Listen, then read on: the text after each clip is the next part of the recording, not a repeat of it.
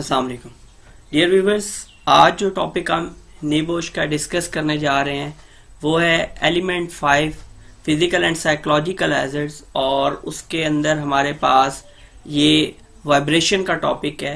ये इस एलिमेंट का टॉपिक नंबर 2 है, 5.2 वाइब्रेशन।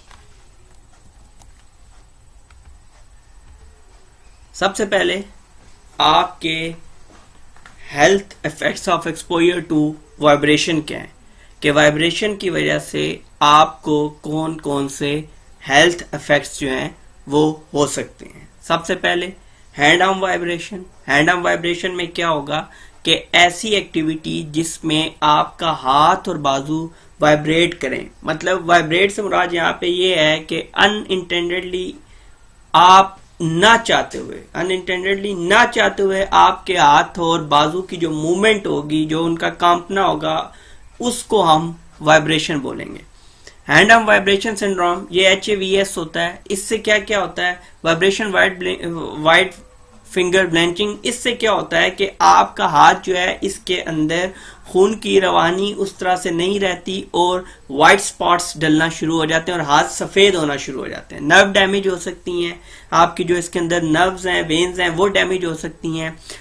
मसल्स वीकनिंग, फिर ज्यादा कांपने की वजह से आपके हाथों के अंदर ग्रिप नहीं रहती और हाथ के मसल्स कमजोर होने की वजह से आप किसी चीज को प्रॉपर्ली ग्रिप नहीं कर सकते और उसके नतीजे में आपकी जो है वो ग्रिप बिल्कुल ना होने के बराबर होती है और बहुत सारी चीजों में आपको ग्रिप चाहिए होती है। अदरवाइज इवन आप एक कप ऑफ टी जो है ना, चाय का कप भी उठाएंगे तो वो कांपते हुए उससे कोई भी गर्म चीज गिर सकती है और आपको उसके अलावा, मतलब डायरेक्टली हैजर्ड तो है ही है, लेकिन इनडायरेक्टली भी इससे बहुत सारी चीजें आपके सामने आ जाती हैं। और वर्क प्लेस के ऊपर कई जगहों पे आपको एक्यूरेसी रिक्वायर्ड होती है, तो वहां पे भी आप इसको लैक करेंगे फिर एक्यूरेसी को। जॉइंट डैमेज हो सकते हैं। Then we have carpal tunnel syndrome.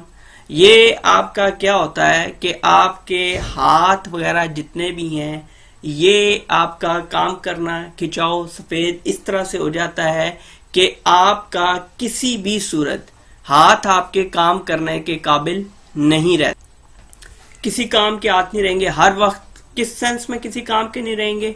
हर वक्त आपके हाथ में दर्द होता रहेगा, आपकी उंगलियां खिंची रहेंगी, हर वक्त उसके अंदर पेन रहेगी, आपकी जो इवन जो पाम है वो हर वक्त मतलब अकड़ी रहेंगी, स्टिफ रहेंगी और पेन करती रहेंगी।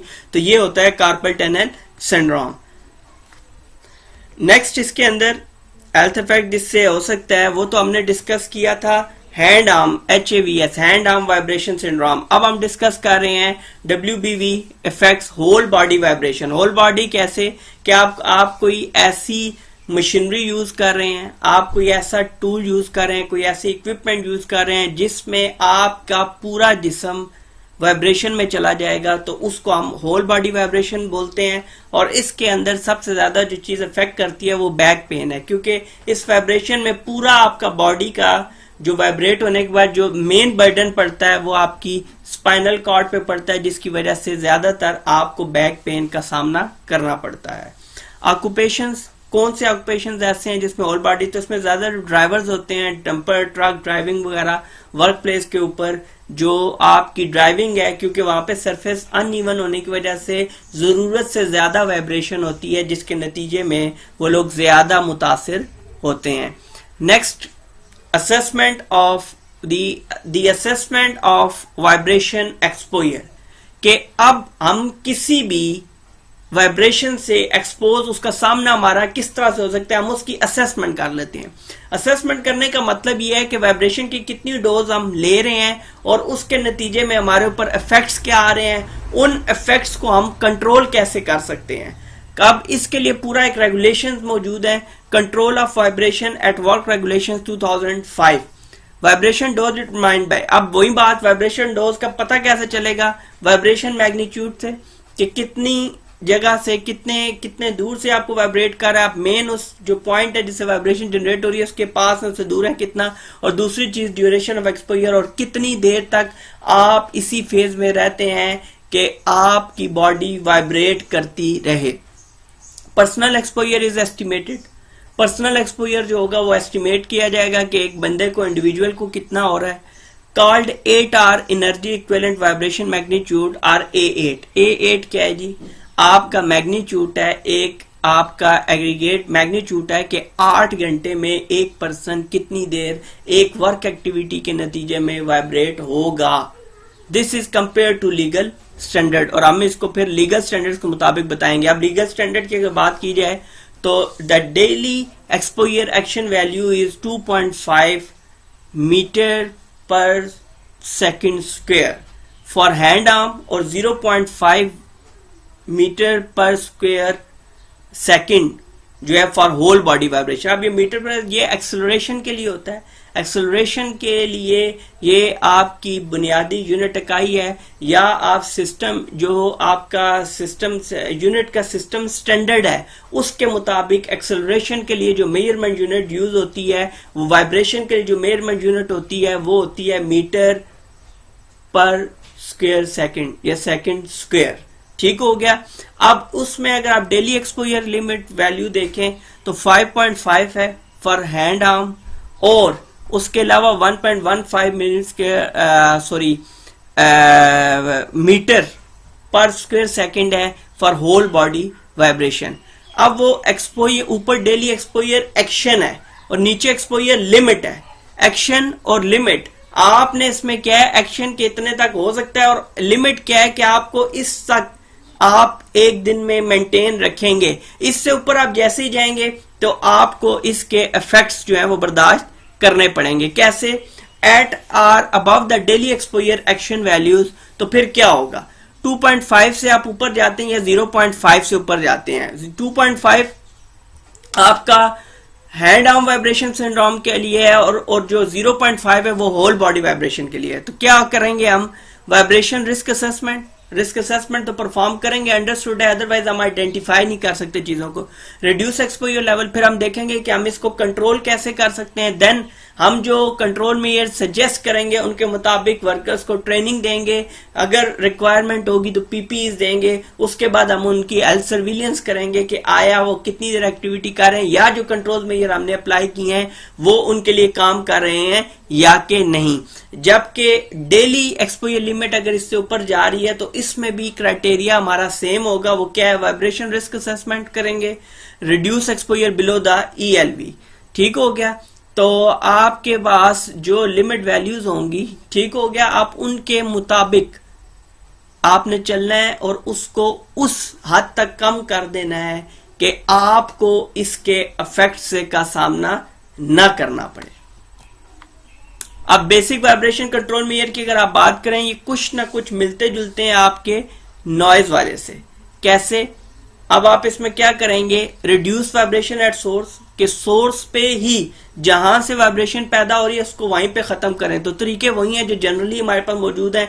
एलिमिनेट, क्या हम उसको मुकम्मल तौर पर खत्म करें। सब्स्टिट्यूट, उसका मुतबादल लें, मतलब एक ऐसा इक्विपमेंट यूज करें जो बहुत ज्यादा वाइब्रेट कर रहा है तो उसकी निस्बत हम ऐसा कोई इक्विपमेंट लें जो कम वाइब्रेट करे, और उसका जो मीटर पर स्क्वायर सेकंड जो वैल्यू बनती है वो बहुत ज्यादा कम आए। चेंज वर्क टेक्निक, काम करने का तरीका बदल दिया जाए, और मेंटेनेंस अगर प्रॉपर हो। कई दफा ऐसे टूल्स या इक्विपमेंट या मशीनरी होती है जो लैक ऑफ मेंटेनेंस की वजह से बहुत ज्यादा वाइब्रेट करती है। इंटरप्ट द पाथवे, कि जिस जगह से वाइब्रेशन आ रही है उधर से उसको जुदा कर दें, उसको आइसोलेट कर दें।